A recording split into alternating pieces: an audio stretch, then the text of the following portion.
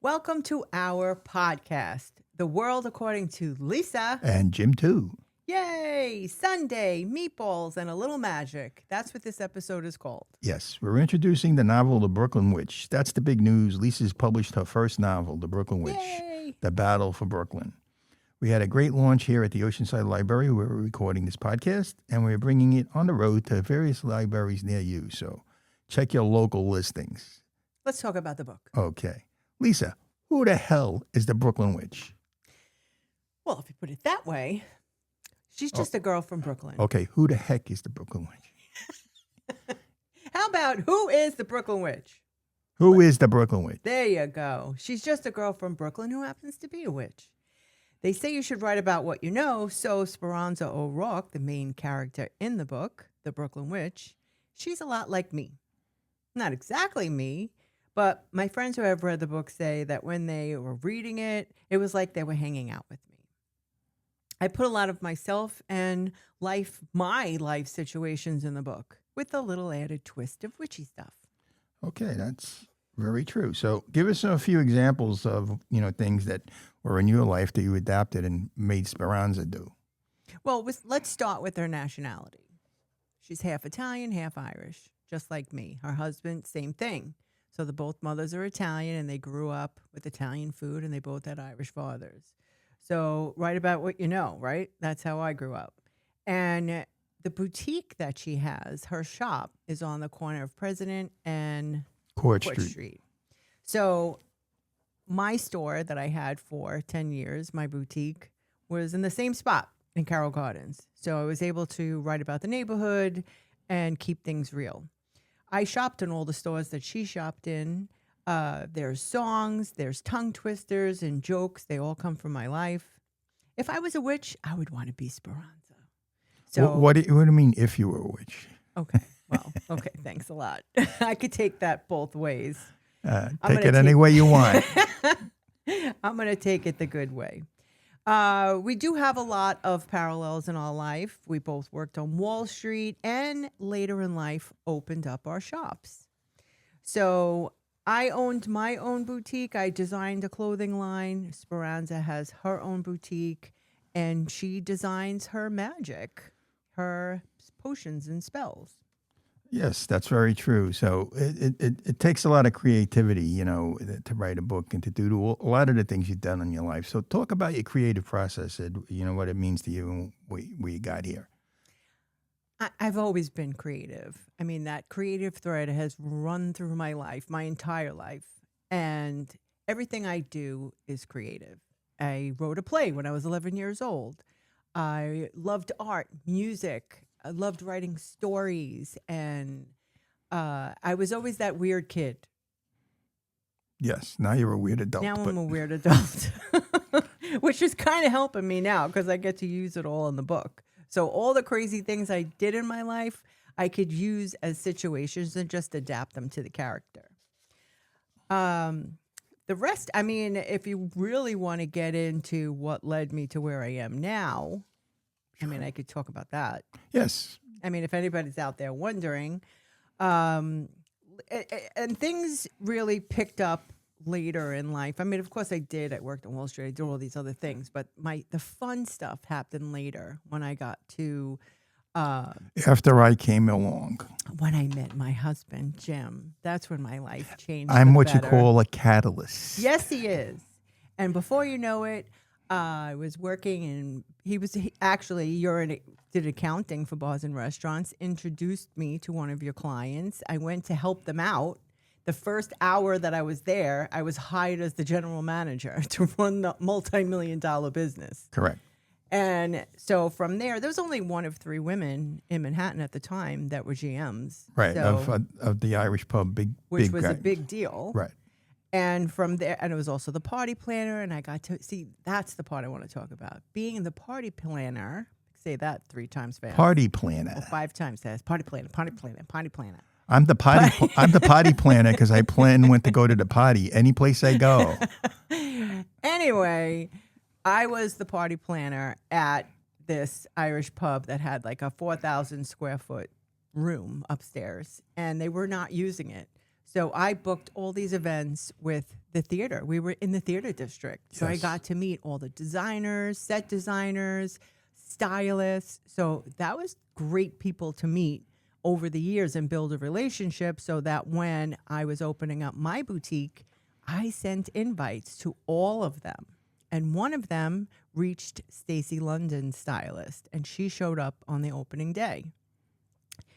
The second day we were open, Stacy London came in wearing a hood, sunglasses. She did like a figure 8 in the store. My sister said, I think that was Stacy London. Yeah, that she just tried came to in. sneak in, but she didn't do a very good job. Jennifer of it. got her. She pinned her.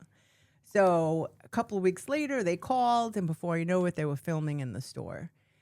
They're filming the show What Not to Wear, which, as you remember, it was a makeover show where they would take 3 people or one person and they would, throw out their clothes and give them a new wardrobe.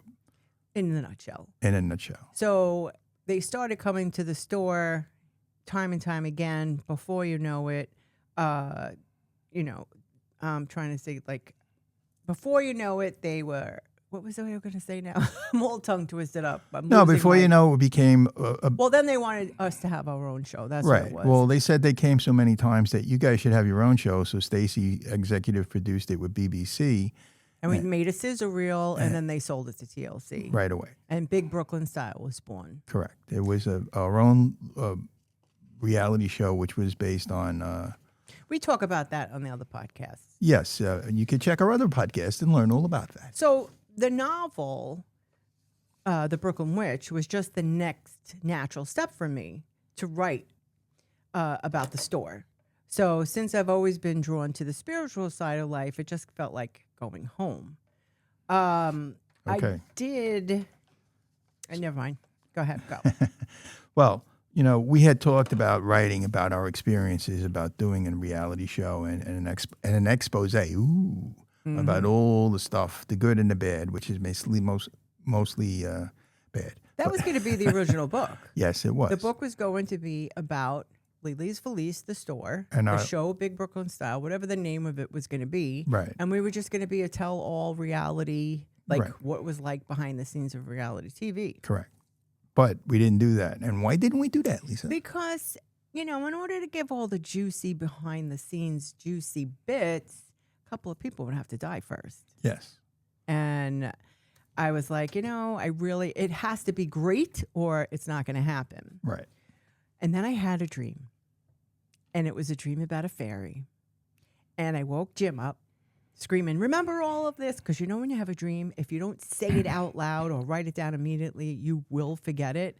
And this dream was perfect because it was these 2 fairies and I had descriptions down to what they were wearing, what they look like. And I was just spitting it out at Jim in like the middle of the night. I woke him up. Yes. The rule is if you have a dream and if you don't have Jim write it down right away, then you forget it. Because you can't remember But it. you have a photogenic memory. You remember everything. So I just have to spit it out, then you remember it. Just thank God you could write it on your phone now. Because Yes, or you could do a record. That's good. Yes. But then I had this great idea. I still wanted to do about the store and about Brooklyn. And I said, what would be the perfect mashup? Mix the old school neighborhood with magic, with Right. the fairies. And that's why our tagline is it's Harry Potter meets The Sopranos. The Brooklyn Witch was born. Yes. It was a mashup of those 2 things, our everyday life and the magical, mystical life. Right. So in the book, I bring all of that. I bring the business sense, the fashion, the community, spirituality. It all plays into the Brooklyn Witch. So we have people, places, lessons I've learned show up on every page. Yes. And I think you guys will really enjoy it if you give it a chance. But now let's get specific. There's some examples and experiences from your careers, in your different careers you had in fashion, TV, et cetera. What helped you write the book? What did you point to or look at? I mean, I had a plethora of ideas when it came to personalities because I've dressed thousands of women.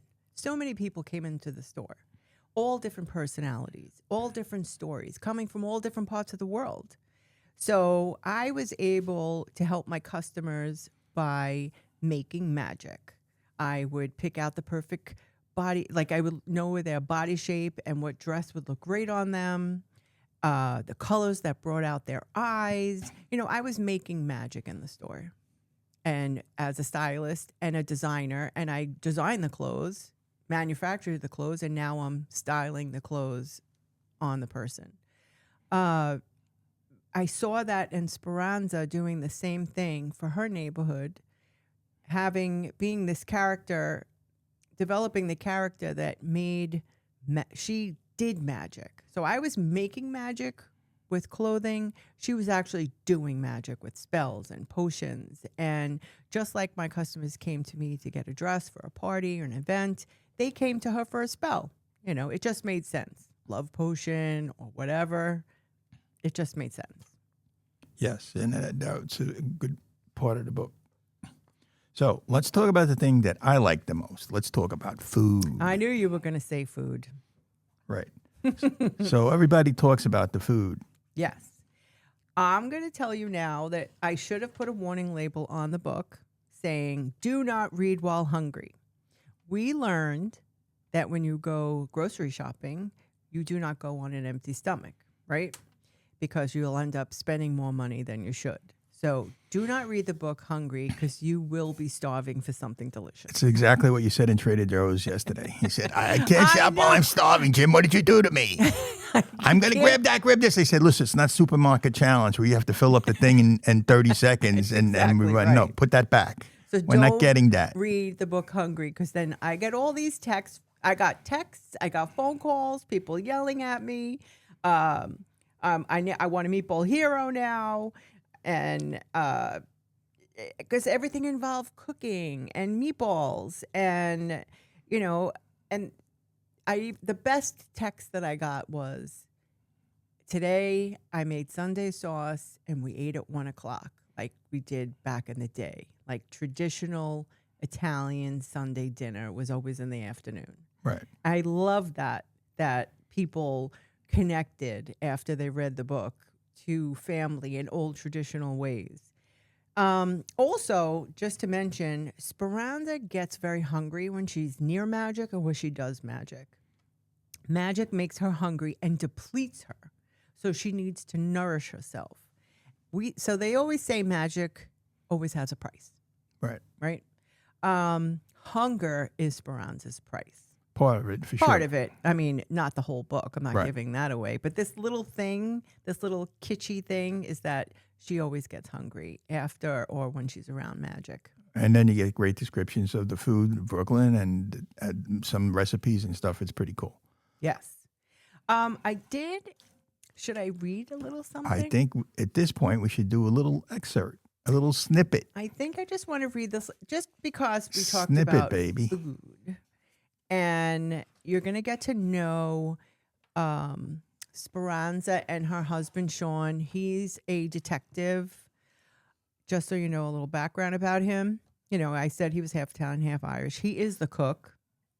He is the detective in the neighborhood. So here's a little bringing it home. When I turned the corner, I noticed that there were lights on in the basement. That meant my husband was home and most likely in the kitchen making a mess. I walked into the house and felt the warm embrace of the comforting aroma of garlic wafting through the hallway. My husband Sean was home and had started dinner. Sean was the cook, and he delighted in being in the kitchen and whipping up his favorite Italian dishes that he had learned to cook from his Italian grandmother. Just like me, Sean was half Irish and half Italian. He had the map of Ireland on his face, but the Italian leaked out of him like the grease at the bottom of a bag of Zapoli's. As usual, Sean had music playing while he cooked. Louis Prima was blasting from the Echo show on the kitchen windowsill. He was making meatballs, which are my favorite. It was the usual mix of beef, pork, veal, garlic, parsley, onion, cheese, and breadcrumbs. He was rolling up each individual meatball and putting them on a plate. "Hi, honey, how's it going?" Sean asked as he placed another perfectly sized meatball on the pile and reached for me with meatball goo all over his hands. He tried to give me one of his massive hugs, and I held him off with a comical horror in my voice. "Stop," I giggled. "You're going to get meatball all over me." I held him at arm's length as we kissed. Sean is the love of my life. He brushed aside my arms and hugged me tighter as he sang in my ear. I was no longer thinking of his meaty hands and swayed with the music. Then I picked up a fork behind his back and stole one of the previously fried meatballs from the platter that rested on the counter. I always loved a fried meatball before they went into the sauce. They are my favorite. I started to munch on it over his shoulder, and he looked at me and laughed. You crook! I can lock you up for that, obstructing a hug from your husband while stealing a meatball. You know I love you to death, Sean, but I love meatballs too. We looked lovingly at each other and burst into laughter simultaneously. This is our life. Love and meatballs. Yes, it is. So that was just a little peek into their relationship. It's a taste. A little taste. Taste of the meatballs. Little taste of the meatballs. Okay, so now here's one thing. We live now in Oceanside, okay? But, you know, it's all about Brooklyn. Everywhere we go, we meet someone from Brooklyn and talk about Brooklyn or says, oh, It all my goes aunt back is... to Brooklyn. Yeah, even in Hawaii, some guy told me he was from Brooklyn. His family was from Brooklyn. It's everywhere. It's pervasive. So what are the locations that we talked about really meant something to you when you wrote the book? Every store that I visited, is in the book. Well, not every store. Well, most of the stores. Yes. I mean, the coffee shops, the antique store, Yes. the pork store, like little stores that, you know, Vinnie's Carroll Gardens, Correct. right? It was funny because when we were in the Hallmark store, which I'm going to call it the Hallmark store. Yes, it's not the Hallmark store, but I'm going to call I'll it the grant Hallmark that to store you. It's because not the Hallmark I store. used to love the Hallmark store on 18th Avenue in Yes, Brooklyn. That it's was not my longer the favorite. Hallmark store. It's on 63rd Street, if anybody remembers. But anyway, we're out here in Oceanside. I'm going to call it the Hallmark store. And I was chatting with the owner, and I had given her a card about the book. And she's like, oh, my favorite restaurant's in Brooklyn. I'm like, oh, what is that? And she said, Vinnie's Carroll Gardens. I'm like, oh, my God, it's in the book. I just call it Sal's because, you know, we have to change the names.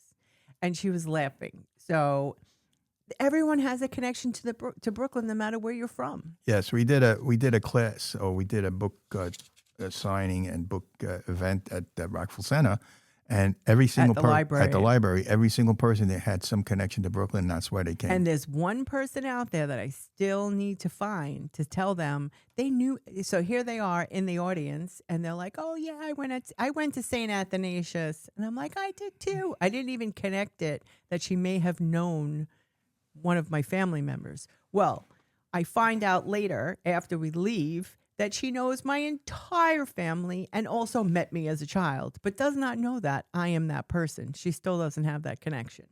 That'll be another podcast. I'll let you know what happens. Well, it's just evidence of the fact that everybody has a connection to Brooklyn in one way or another these days. And even more so now that people are... My grandmother's from Brooklyn. My uncle. It's always somebody. Right. And now you meet a lot of people that say, oh, yeah, I'm from Brooklyn, which you're really not, but we're not going to get into that here. Okay. That's another podcast where Jim is going to take over and rant for an hour straight. That person, when I do tell that person who I am. Yes. They just like me for me. Yes. Wait until they find out they knew me as a child. Correct. Small world. So what's Brooklyn? When I was growing up, Brooklyn was very mobbed up. It was everywhere you went had something to do with it. You know, Joe Gallo was very prominent at that time in the 70s. And we try to do a mashup of the mob sensibility with the magic. And well, I want Speranza to use everything that she's learned from the neighborhood. Right. All the mobster sensibilities, everything, to go to the mattresses with the queen. Correct. So what happens is that that's intimately involved with one of the characters in their story. But one story in particular, everyone comes up to us and say, is that really true about Al Capone, that what you wrote in the book? Why? And then explain. Well, the answer is yes. So if you read the book and you're like, oh, was that Al Capone story true? Yes. If you read The Godfather, the book, not seen the movie, it's in the book only, they do tell the story, but with a different character. Yes, Luca Brasi. Luca Brasi. So it's based on a real story. It actually happened. And I got that story straight from the horse's mouth. Just not the horse that was in the bed, a different horse. Not the one that pulled the fruit cart with the guy that ended up buying 7 brownstones from selling tomatoes. That's a whole different story. Al Capone was a Brooklyn boy. He got married to an Irish girl in St. Mary's Star of the Sea. That was the church that we used to go to downtown Brooklyn. Yeah, they don't like to talk about that.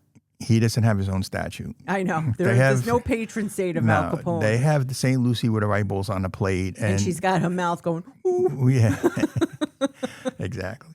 And, they have all of those statues, but not one to Al Capone, even though he probably gave a lot of money to the church in his day. All those mob guys did. They thought they could buy their forgiveness. And, maybe they did. Who am I to say? I don't know. Right. So now one of the things that we posit is we said that in Brooklyn there's a lot of different ethnicities, different. Back in the day when I was growing up, you actually never said what neighborhood did you came from. We didn't have neighborhoods. We had parishes. Right. So you said, what parish you from? Oh, I'm from Sacred Hearts. I'm from St. Agnes. I'm from St. Athanasius. Yeah, I'm from Our Lady of Peace, whatever it might be, But that's where my grandmother was from, Our Lady of Peace. Correct. So what happens is everybody, why do I keep saying correct? I'm going to say incorrect. No. I'll pop you over the head every time you say it. Okay. You could just kick me instead. I could reach you that way. Yes, you can. We're sitting at a table right now in the podcast room. And we're in the podcast room, the podcast cave. So, it's very cool in here, I have to say. Yes. This is better. See, back in the day, you all yelled at us when the sound was off or you could hear the air conditioner. In here, it has like those things on the wall, soundproof. Right. And we're all set up in here. It's really cool. So I hope you're enjoying the quality of sound. Yes, we couldn't do the podcast at home because the sound of the television at 90 with QVC on and the mother was watching downstairs would leak through. Yes, you would be listening to item numbers. Correct. So instead we did it by the seashore where the seagulls were crowing. Yes, so, we did. We went a lot. We tried a lot. Now we're here in the podcast room, which is amazing. And I hope you're enjoying that. Yes, and hopefully we did it right. And I think we did. So now, one of the things that we said, there's different neighborhoods. So when we were growing up, it was much more defined. If you were Spanish, you lived here. You were Irish, you lived there. You're Italian, you lived there. You were Polish, you lived in Greenpoint. Whatever it was. Well, just like sections of Italy. Yes. I mean, in Carroll Gardens alone, yes, on 3rd place and 4th place, people from Bari lived. Right. Because that's where they brought the fig trees. We had a fig tree from Bari in our backyard. Yes, it was broken down even more than that. So like my family came from Ishka, so they all lived on Henry Street. There was a lot of people from Ishka there. So people would congregate with their own group, which is only natural. It's natural. It's familiar. Right. So what we said is what would happen with all the people that practice magic and the people would go to those practitioners, whoever they were, the Strega or the witch. The Bruja. Or, the Santeria priestess, if they were Cuban or Spanish. Each particular group had its own practitioner. So we said, according to their cultural. Right. So we decided, said that there would be a council of the main practitioners that would represent their group and, take care of conflicts and help and avoid, That's a really fun chapter. Yeah.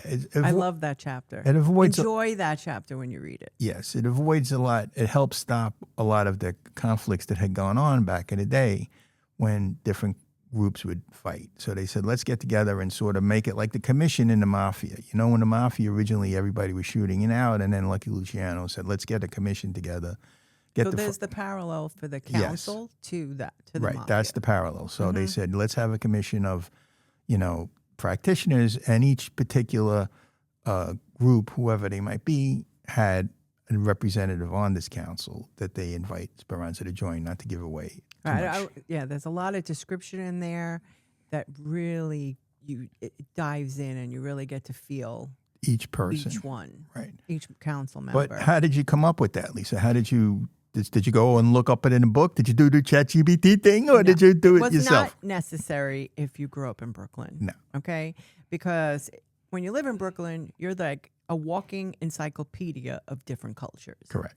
Because you meet people, all your friends, all your neighbors, they were immigrants. They came from somewhere, and they were family. And if you sat at their table and you ate with them, you learned about their culture through their food, and food is love. So that's how they express themselves. So, having every different culture showed you warmth and welcoming you into their home with with their food. Correct. And their So- family and And right. that's how I grew up with all, I had all different friends. Of course, some people in the neighborhood didn't do that. They stayed within their own little group, and that also.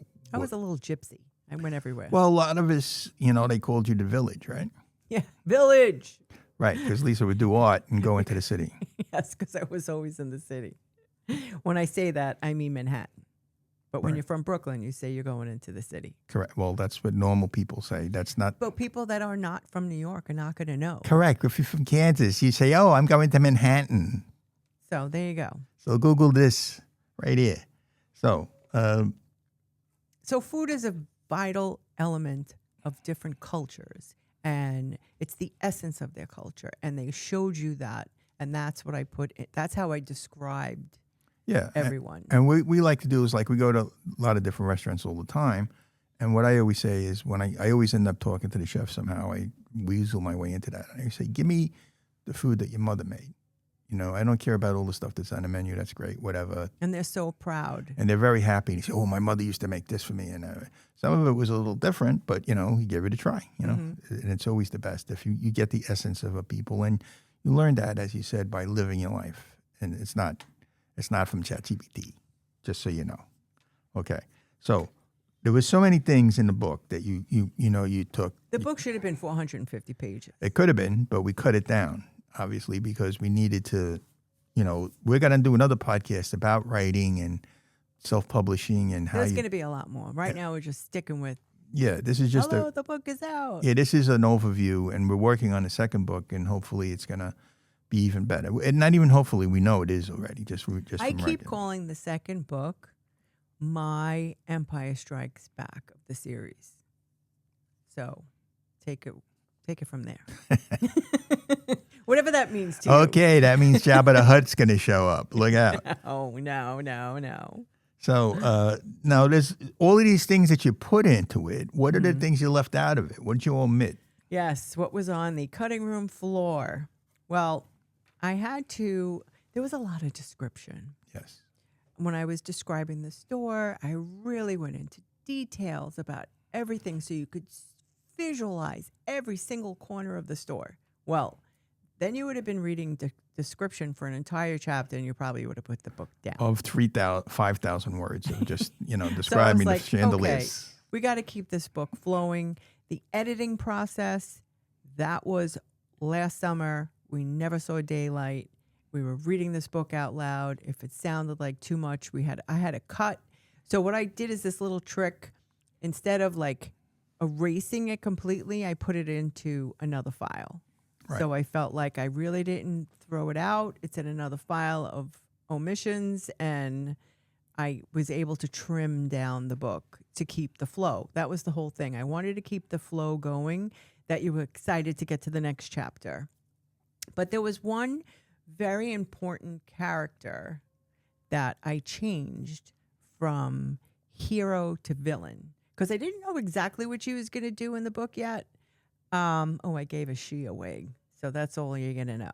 Well, what happens is when Lisa was writing, it went in different directions that she didn't realize it was going to happen. It could be my ADD that I wasn't Right. really secure yet of where it was going to go. I kind of let it grow organically and be like, oh, well, maybe if this happens, yeah, let's go with that. Right. And then I just took it that road.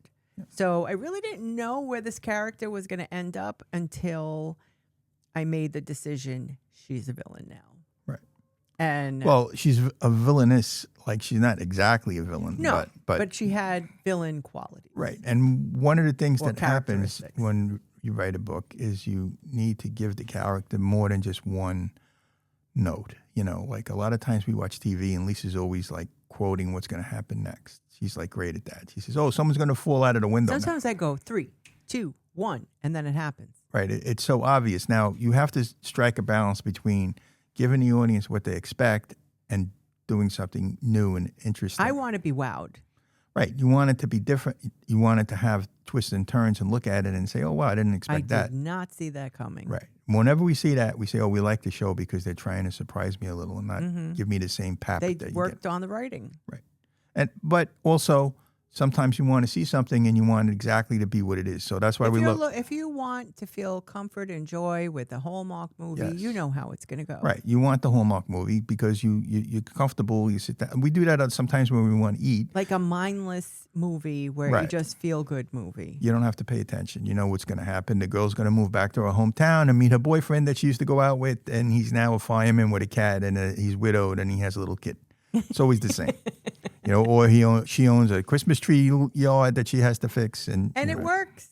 And it's very enjoyable, and it's fun, and you enjoy it, and that's a brand. It does what it does. Yes, and there's a lot of brands. There's science fiction brands. If you want horror, you want to read a Stephen King. You want to read Romance. your romance, a tough guy detective. You might read Robert Parker, Michael Connolly, the same way.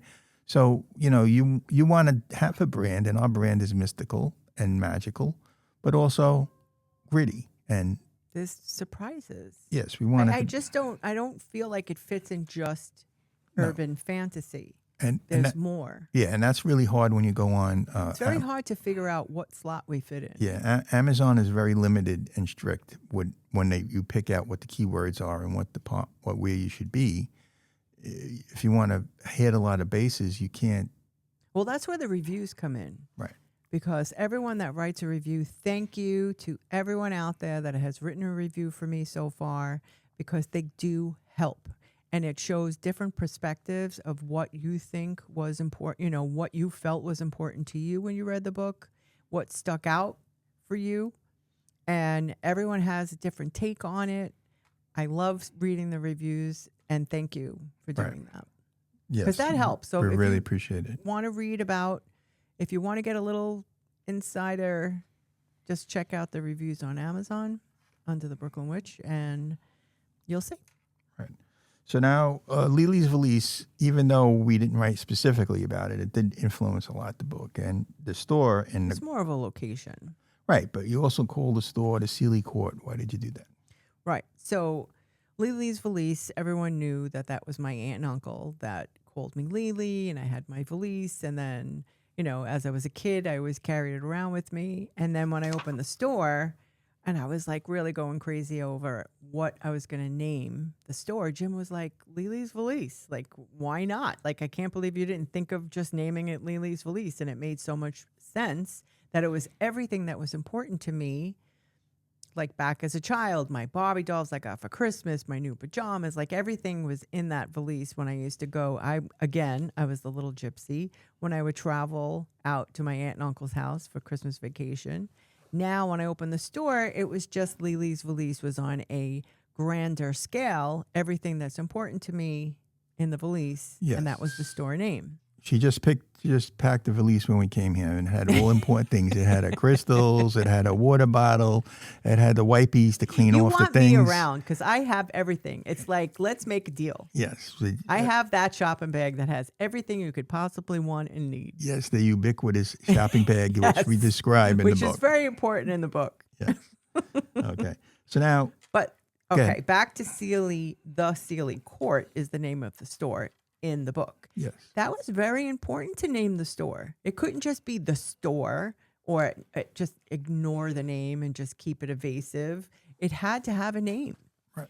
And Sealy are the good fairies, and the store is on Court Street, so it just made sense. And I'm sure you're knowledgeable about the stories about fairies and different things in Shakespeare and Spencer and all the different books and plays and poems. Sealy is a very important part of that. Well, you could explain it. No, that's okay. The Sealy Court is the Queen's Court. Yes. Well, In it's the Shakespeare. good. It's the good. There's the unsealy and the sealy. So, but we don't. That's a little esoteric. But we don't don't need to get it. into that in the book. We just No. borrowed the name, the Correct. word Sealy, Right. the Sealy Court, the good fairies, and Yes. Court Street because you were on Court Well, Street. It just made sense. Of course, they think of themselves as good, but that doesn't necessarily mean they You are. never know. Okay. All right. So let's talk about this. You have a personal connection story about a particular character that you might want to talk about. I know you mentioned that. Oh, you mean Speranza? Yes. Oh, yes. So when I was writing about Speranza, we know, of course, she's this very powerful witch. but I really wanted to keep her human, and I wanted to show awkwardness. So that was easy going into my life and finding different things. So there's this one part where she's at the Queen's court, and she does something, and she just wants the ground to open up and swallow her. And when I was writing that, I thought about when I personally was an MC of a fashion show, and I was waiting for the next collection to come out that I called, and the lights are shining on the curtains and waving back and forth the spotlights, and no one's showing up, and I'm saying in the leather collection, and I'm clapping my hands, and I'm waiting for them to come out. No one's coming out. And I think the third time that I called the collection, I did not know the dressing room collapsed in the back. So nobody was dressed, and it was chaos. So behind the curtains was chaos. I'm in the front with a spotlight on me, calling out this collection. And finally, I just said, the Von Trapp family, and started clapping. And the entire audience just looked at me, and nobody laughed. It's like, didn't you see the Sound of Music? The only person that laughed was my brother in the audience. Right. And one of the things we talked about, well, at least was writing the book, we put a lot of references and different jokes and things, and not necessarily everybody's going to get it. You know, we have a particular frame of reference. Now, people do know it because of YouTube and they see stuff, but if we did the Cone of Silence or, you know, the Breakfast Club or different things that we talk about, Madonna and Michael Jackson, you know, 80s stuff, a lot of the stuff that we talk about and references that we make, not everybody gets. And I always say, that's okay. People get it or they don't. Right. It's like, we don't want to over-explain it. Yes, that kills the joke. Because it kills the joke. If you have to explain the joke, you killed It's not a joke anymore. But it's still funny. Yeah. Even if you don't get it, you still think she's crazy. And then you laugh. Yeah, and then maybe later you go, oh, I get it now, the Cone of Silence. But even if you don't get it, it just sounds funny. Right. You know? A lot of the stuff we did hopefully is funny, and there is a lot of humor in the book. It's not so dry and that it's this terrible battle between good and evil. There is a battle of good and evil, but it's also fun. And there's lots of jokes and humor. And you have to show personality, and she has a big personality, and, you know, when she gets nervous, she jokes, and there's just a lot of funny things in there. Right, which leads us to the next book, and we're planning several books in the series. And there should be 7 total. I like the number 7. My grandmother was one of 7 sisters. Right. So I like the number 7. 7 seas, 7 continents. 7's a good number. Yes. Lucky 7. Right. So what we're going to do is the second book we're currently in the process of working on, and it's looking like it's really good right now. Hopefully we'll be able to go to the beach at least once. So that book is The Brooklyn Witch, Never Go Against the Family. What do you think that's going to be about? So that should be really fun. Now, a lot of people are saying to us when they read the book, they're saying, oh, I think of this person or that person. You're going to make it a movie. What can you do? Which we would love, of course. You want to make it a movie or a TV show. Yes, I want it to be a TV series. Yeah, I think a limited TV series would be great. Netflix. And I want to write on it. Hello, Netflix, call me, please. Hulu. Because we have a lot. We've written out a lot. It's going to be really good. Yes, Lisa made it. I can see it. I can visualize it. I think it's cinematic. When you read the book, I feel you're going to see it as a movie or TV series. Right. Because that's how I present it to you. Yeah, it's not a dry literary tome by any stretch of the imagination. So who do you like? You know, it's like a parlor game. Who's going to play the characters? Oh, I have so many people that I pick for Speranza. Like, I have like a good solid 3 right away. Well, you have alternatives. Everyone would be great. Well, I have like a solid 3 for Speranza that I like would want to see them try out for and they all bring strengths to the role. Everybody's different. So yes. I mean, I love Jennifer Esposito for Speranza. I think she has that Brooklyn grit, and she could definitely shape that character. Right. And she's a wonderful director, amazing director. If you saw her movie Fresh Kills, it's amazing. We would love to shout out. Yeah, we would love to see her be involved in some way. Women in TV and movies, we got to promote them. Yes. But who else? Annabella Sciorra. Yes. I can still see that Sopranos moment where she threw the steak at Tony. I love it. I will steal her from Tulsa King. Yes, she has the right balance of seriousness, but also frivolity and jokiness and humor that I think You really see how fits. both of them work? Yes, in different ways. Each Yes. one. They could both do something with the character. I Yeah. see it. Jennifer brings a little bit more gravitas to it. If you wanted to go in that direction, Annabelle would be a little bit more jokey. Yeah. Be fun. So But Speranza is a very... But then, as in the famous words go, I had a dream. Yes. This time Jim dreamt. Yes. He had the dream. Right. And he told me about it. Yes. I said, Lisa, I had a dream that Jennifer Tilly was interested in the book and decided she wanted to play Speranza. And then when she met you, she liked you so much, she flew you out to L.A. to hang out, and you became friends with the Real Housewives of Beverly Hills, and you choked one of them out.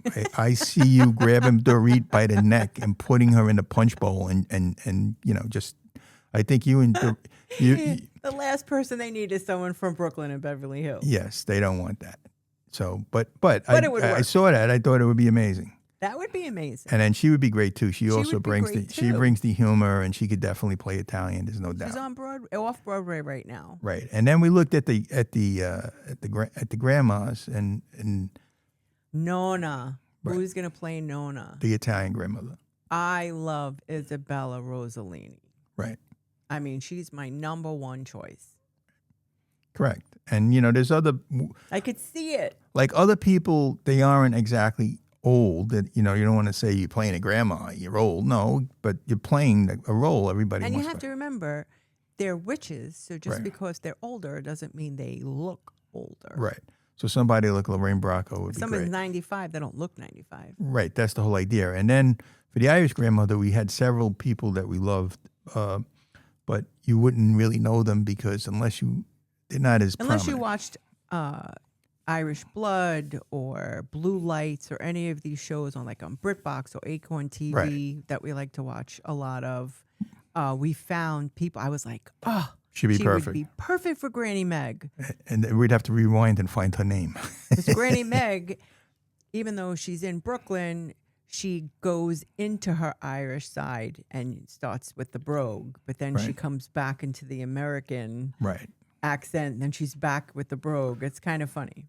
Right. So it's part of the dichotomy, just like there's two sides to the Italian and Irish, there's two sides to the neighborhood and magic. It's like, parallels are rampant in the book, and you could see that there's different parallels that work. I love the world of the Brooklyn Witch. Yes, it's a world, and I think guys would enjoy it if you gave it a chance. It's available on every platform under the sun. You just have to go to thebrooklynwitch.com, and everything's listed there. Yes, but it's on Amazon, it's on Barnes & Noble, it's on Kobo, it's on Apple Books, it's on iPub, EPUB. And I always post on the website where I'm going to be, which library I'm visiting, where I'm going to do a talk. I'm going to visit a high school to talk to high school students about writing and the English classes. So that should be fun. So I post things on the website where I'm going to be. Right. In the summer, in July, I think there's a definite one at Elmont. The Library. Elmont Library, which is a great They're library. doing summer reading, so I'm going to be part of that program. So, keep an eye out on the website to where we're going to post where we're going to be. So this was great. We talked about the Brooklyn Witch, just a big overview. We're going to have subsequent ones. We're going to talk about aspects. It's just like the book. You couldn't fit everything in the first chapter. So we're going to talk about self-publishing in our journey. We're going to talk about all I kinds will of be stuff. doing more clip reading. Yes. So We that, I will be doing an audio book. That's a whole thing I'm studying right now of how to do it. Right. Learning, because it's a big project and you can't do it all in one day. Right. So we're making our mistakes with the podcast before we try to do the book. But we just want to get this out there, get a podcast up on Spotify so everyone will, because I said it's going to be available soon. We used to do podcasts all the time. We're back. We're back in the podcast chair. We're back, baby. We're back, and we're better than ever. So Sunday's Meatballs and a Little Magic came this way to you. And I hope you guys enjoyed it. Give us some feedback, leave a comment, and make sure it's a positive comment. If it's a nasty comment, write to Joe Rogan or, Theo Vaughn or Trigonometry or one of those guys, because they can afford bad comments. We only want good comments. Good comments, please. Okay? All right. Thanks, So we're guys. signing off, Lisa Dolan, Jim Dolan and it's the world according to Lisa. and Jim, too. You got it. Okay. We'll catch you next time.